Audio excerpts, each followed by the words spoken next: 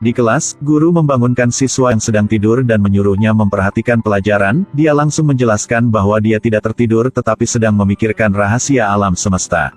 Guru mengira siswa berbohong, jadi guru menyuruhnya menyelesaikan soal trigonometri di papan tulis, tetapi segera siswa ini tertarik pada sinar matahari di luar jendela. Siswa mengambil jam tangan untuk memantulkan cahaya di luar jendela, tidak memperhatikan pelajaran. Guru memanggil nama siswa lagi, katanya soal di papan sudah diselesaikan. Guru berpikir bahwa siswa ini tidak menghormati kelasnya jadi mengusirnya. Siswa ini segera berdiri dan berjalan ke podium, mengambil kapur, dan menulis serta membaca langkah-langkah untuk menyelesaikan pertanyaan. Para siswa di bawah ini termasuk gurunya memang terkejut. X kuadrat ditambah Y kuadrat dikurangi X pangkat 3 sama dengan 0, dan siswa bilang, sejujurnya, Profesor, Anda menghancurkan rasa hormat dari saya terhadap masa depan, dan matematika Jerman. Keluar.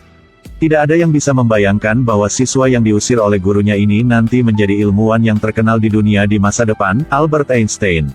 Di mata guru, Einstein sangat keras kepala, tidak menghormati aturan kelas. Ayahnya harus meminta kepala sekolah untuk bisa mendaftarkannya. Ayahnya bilang inilah terakhir kali ayah membantunya. Kemudian, orang tua Einstein pindah ke Italia, meninggalkan Einstein sendirian untuk belajar di sini. Dalam ujian masuk, Einstein melihat mata pelajaran yang berbeda sampai pusing, tidak tahu harus berbuat apa, hanya sampai fisika dia baru mulai menulis jawabannya. Kemudian hasil ujian sudah dikeluar dengan cepat. Hasil matematika dan sains Einstein sangat bagus, tetapi mata pelajaran lain rendah, jadi dia tidak memenuhi syarat untuk masuk.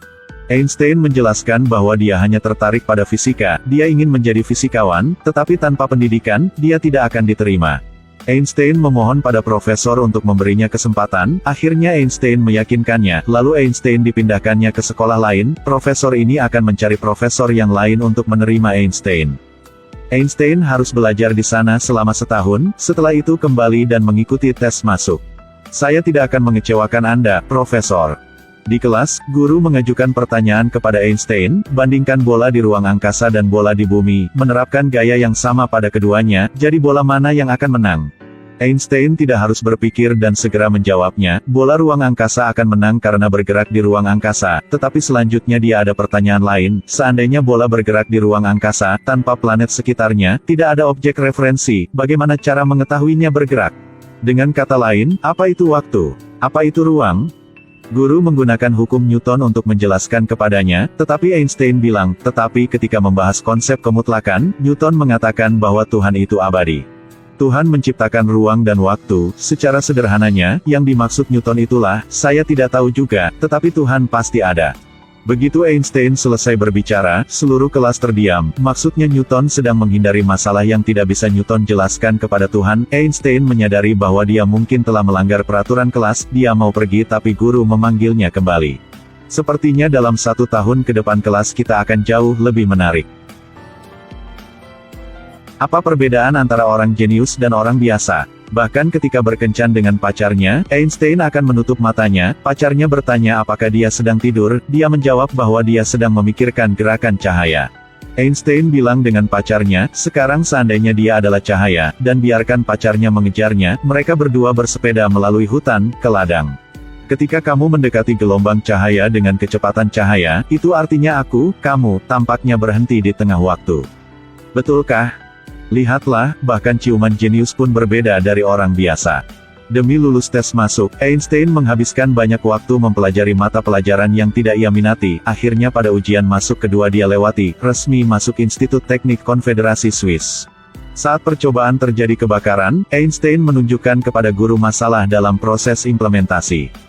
Hal ini membuat guru tidak dapat menerimanya. Guru segera melaporkan kepada profesor, tetapi profesor mengatakan pemikiran Einstein sangat maju, jadi jangan salahkan dia karena semangatnya. Guru lain berkata Einstein tidak mengerjakan PR, profesor bilang prestasi Einstein sudah lulus ujian akhir. Guru-guru lain tidak mengerti mengapa profesor begitu hormat Einstein, kata profesor karena Einstein sendiri memiliki potensi besar, bahkan potensi yang tak terbatas.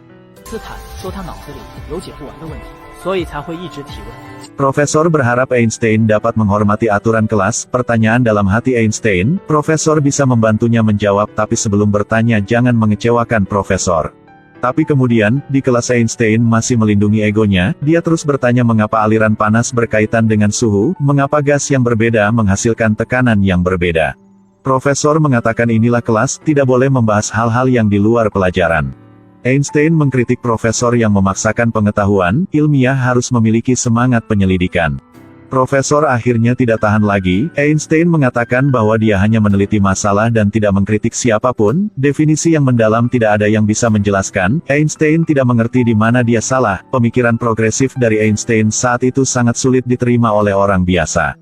Profesor itu mengatakan bahwa Einstein adalah anak yang sangat cerdas, tetapi kelemahannya adalah egonya terlalu besar, Einstein tidak mendengarkan kata-kata orang lain.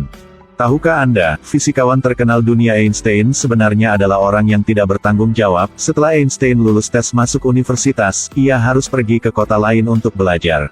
Ketika putus dengan cinta pertamanya Marie, Einstein berjanji, aku akan sering kembali bertemu kamu, tetapi nyatanya, tidak lama setelah masuk sekolah, Einstein jatuh cinta dengan teman sekelasnya Mileva Maric.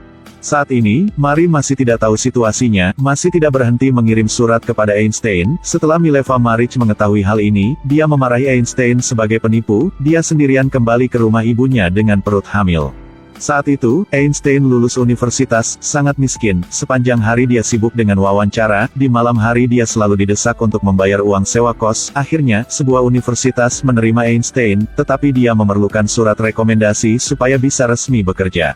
Einstein pergi tempat profesor untuk meminta bantuannya, tetapi karena kepribadian Einstein, profesor benar-benar putus asa. Profesor mengambil alasan dengan kepribadian Einstein, kalau mengirimkannya ke banyak universitas tidak akan bagus. Ketika saya di sekolah, saya seharusnya menjaga mulut saya. Teman-teman memberitahu Einstein bahwa kantor paten masih kehilangan posisi, bisa pergi ke sana sebagai juru tulis, gajinya stabil, tetapi Einstein pada dasarnya tidak peduli dengan pekerjaan seperti itu. Dia tidak punya pekerjaan, tidak ada gaji, jadi dia menempel iklan di jalan, bekerja sebagai guru matematika. Namun setelah itu, ayah anak yang Einstein mengajar datang ke rumah, dia bilang bahwa prestasi putranya lebih buruk dari sebelumnya. Ternyata ketika Einstein sedang mengajar matematika anak itu, Einstein sering berbicara tentang masalah perpindahan panas, kuanta, dan sebagainya. Kamu hanya perlu mengajarinya matematika. Tetapi jika Anda tidak memahami hal-hal itu, bagaimana Anda dapat menggunakannya untuk menjelaskan masalah ilmiah yang lebih besar? Lalu apa gunanya belajar? Kamu dipecat, Einstein. Suatu hari, Einstein mencari Mileva yang sedang hamil. Mileva sangat senang, tetapi tanpa diduga Einstein datang hanya karena ingin Mileva membantunya menghitung beberapa rumus. Mileva sangat marah dan pergi. Tidak lama setelah itu, ayah Einstein sakit parah. Einstein duduk di samping tempat tidurnya dan bercerita bahwa hadiah Nobel pertama diberikan kepada Bunsen karena dia menemukan sinar gamma. Ayahnya berkata bahwa mungkin juga ada satu hari, kamu menerima hadiah Nobel itu. Einstein benar-benar menyedihkan, dia bilang dia hanya seorang pemimpi, sekarang dia menyadari betapa kekanak-kanakannya dia. Tidak lama kemudian, ayah Einstein meninggal, putranya dan Mileva juga meninggal awal. Einstein baru mulai menerima kenyataan, dia pergi ke kantor paten, secara resmi memulai bekerja sebagai sekretaris.